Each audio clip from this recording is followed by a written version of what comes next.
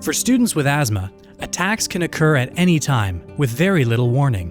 When it comes to managing asthma, proper medication use is key.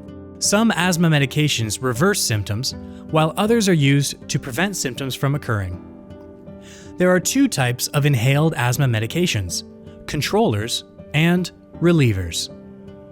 Controller medications contain an inhaled steroid that works slowly over time, from several days to weeks. Controllers are typically used in the morning and the evening, and as such, controller medications rarely need to be kept at school.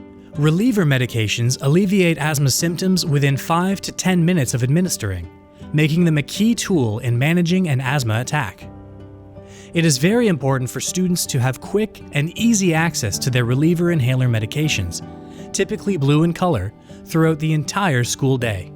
Teachers and school staff play a critical role in supporting students to access their asthma inhalers when needed. Most students aged 7 and older are capable of learning how and when to use their reliever inhaler medication. However, some students may be unable to use their reliever inhaler on their own and may require additional assistance. So, let's explain how reliever inhalers are administered. Reliever inhalers come in two different types: metered dose inhalers, or MDI, and dry powder inhalers, or DPI. MDIs are often referred to as puffers.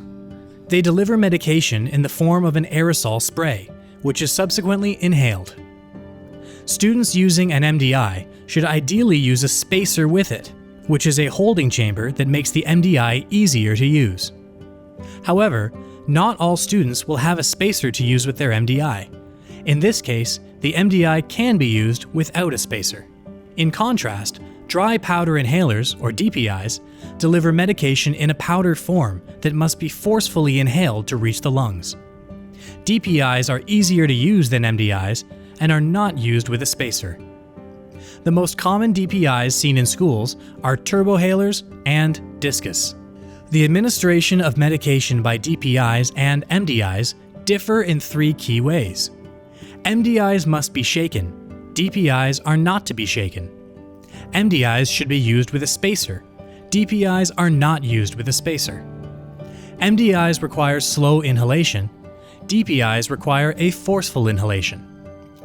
It is imperative to complete an individual plan of care for each student with asthma, including what medications are needed at school, students' triggers and exposure reduction strategies, and emergency contact information. Asthma reliever inhalers are life-saving medications and should be treated as such. Ideally, students with asthma should carry their inhaler with them for easiest access. Every principal must permit students to carry their asthma medication. If the student is under 16 years of age, the school should request permission from a parent or guardian for the student to carry their medication. Ryan's Law and PPM 161 recognize the critical role school staff play in supporting students with asthma in successfully and safely managing their condition at school. By staying vigilant and prepared as a team, we can be sure that our schools are safe spaces for students with asthma, and that we're collectively prepared to deal with any asthma-related challenges quickly and with confidence. For more information on the wide variety of support materials available to educators regarding asthma management in schools, visit Ophea's asthmafriendly.ca. Additional resources are also available from the Lung Health Foundation and Asthma Canada at lunghealth.ca and asthma.ca.